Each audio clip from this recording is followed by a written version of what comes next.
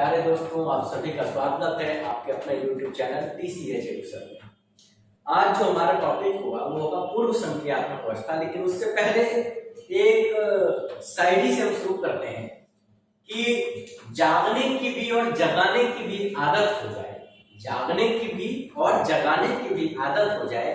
काश तुझे सीटेट से मोहब्बत हो जाए, काश तुझे सीटेट से मोहब्बत हो जाए। दूर हम कितने दिनों से हैं ये कभी गौर किया क्या? दूर हम कितने दिनों से हैं ये कभी गौर किया क्या? फिर न कहना जो अमानत में खयानत हो जाए।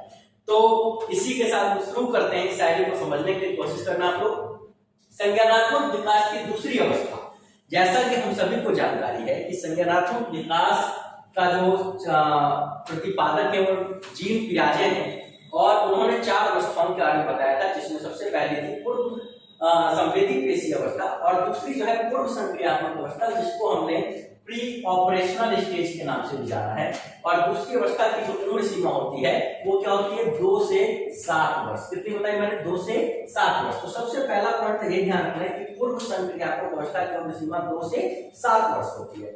अब आगे इसमें देखते हैं कि इस अवस्था में क्या क्या चेंजेस बच्चों में आते हैं। तो सबसे पहला जो है वो है इस अवस्था में बालक गिनती गिनना, रंगों को पहचानना, वस्तुओं को क्रम से रखना, हल्के भारी का ज्ञान हो जाता है। मतलब जो बच्चा है उसके अंदर गिनती गिनने की क्षमता आ जाएगी। आपके घरों में छोटे बच्चे होंगे, आप गौर करते होंगे कि उन बच्चों में जब 2 साल से ऊपर होते हैं तो बच्चा गिनती गिनने लगता है, रंगों को भी पहचानने लगता है कि लाल रंग है, ये पीला है, ये नीला है, ये काला है, ठीक है ना। जो वस्तु है उसका भी सही ढंग से रखेगा, क्रम से, मतलब कि एक ऊपर एक क्रम में रखेगा कि कौन सा हल्का है, कौन सा भारी है, उसी को डिफाइन करें। ऐसा नहीं कि पहले बच्चे ने कॉफी रख दिया, किताब, क्या होता है कि इसका ज्ञान हो जाता है कि भारी और ये हल्का है, उसको रखना नहीं आता। वस्तु को क्रम से रखना सीख जाएगा, लेकिन हल्के भारी का ज्ञान से होगा, उसको रखना नहीं आता है।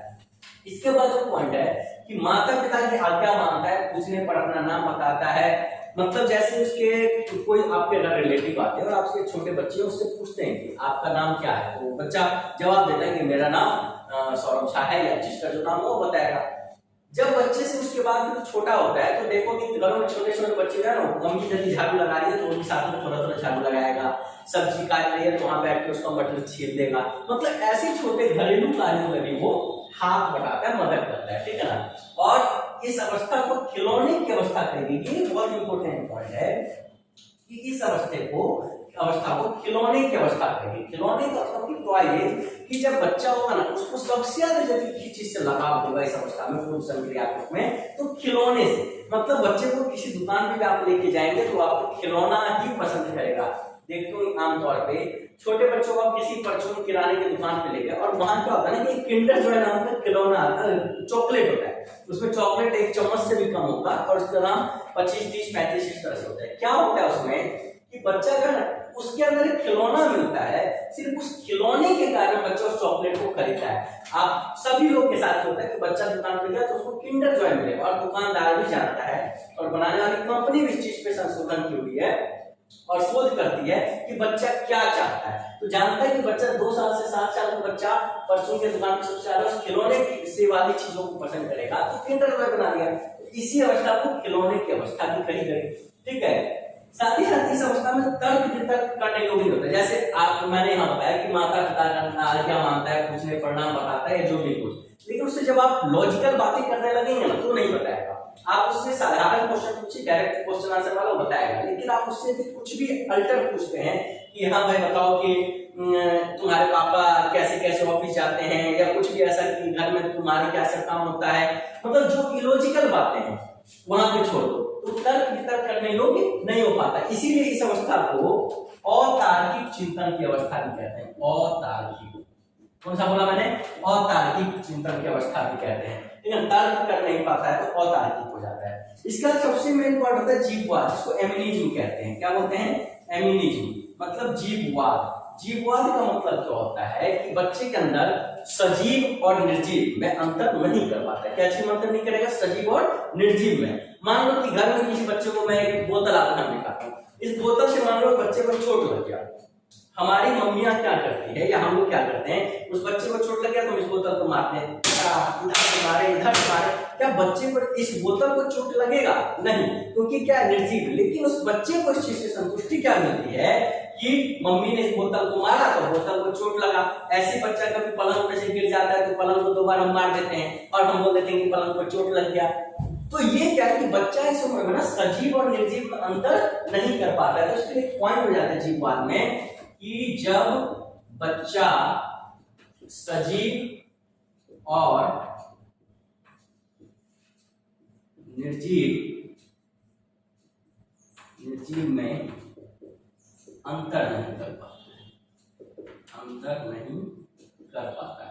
तो मेरा बात कहने का आप समझ रहे हैं कि जीववाद में मतलब कि जब बच्चा सजीव और निर्जीव में अंतर ही नहीं कर पा रहा है तो कौन सा जीववाद, ये कौन में आएगा, ये गुण तो पूर्व संक्रियात्मक। किसमें आएगा? ये पूर्व संक्रियात्मक है। उसके बाद आता है अहम केंद्रित, मतलब इसको बोलते हैं ईगोसेंट्रिज्म।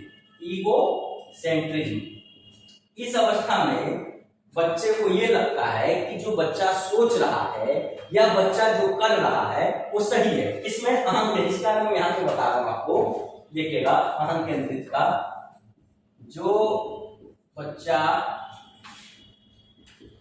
सोच रहा है या कर रहा है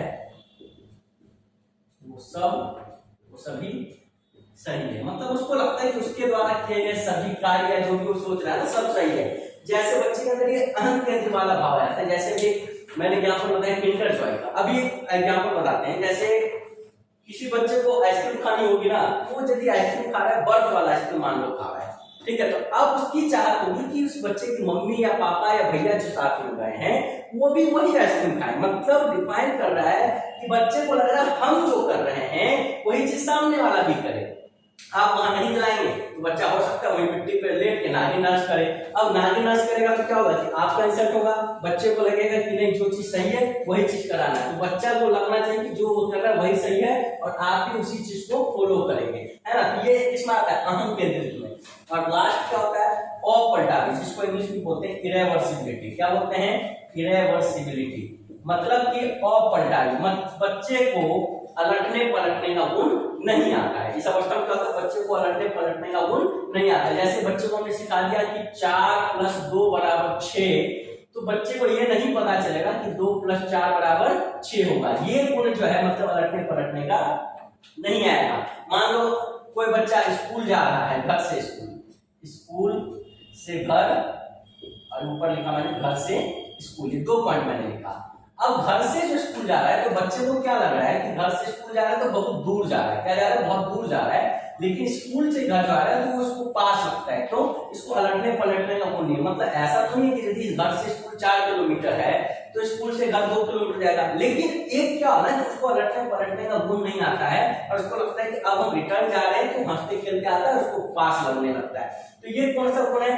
अपलटावी का। तो पूर्व संक्रियात्मक अवस्था में बच्चे में अपलटावी का गुण या अलटने पलटने का गुण उसके अंदर नहीं होता है, ठीक है ना। तो गिनती, गिनना, रंग को पहचानना, ये सारी चीजें रहती हैं। और इस अवस्था में सबसे इंपॉर्टेंट पॉइंट यदि कुछ रहता है तो है जीववाद, अहम केंद्रित, अपलटावी, और इसके साथ साथ इसको खिलौने की अवस्था कही जाती है। इससे संबंधित कई बार प्रश्न आपको एग्जाम में दिखते भी होंगे, ठीक है। और इससे आगे की जो पॉइंट है जिसको मूर्त संक्रियात्मक या ठोस प्रचलनात्मक अवस्था के नाम से जानते हैं, वो हम अगले वीडियो में इस पर चर्चा करेंगे, ठीक है। आप लोग इसका स्क्रीनशॉट भी ले सकते हैं। और तब तक के लिए बाय बाय, अगली क्लास में मिलते हैं, ठीक है। जय हिंद।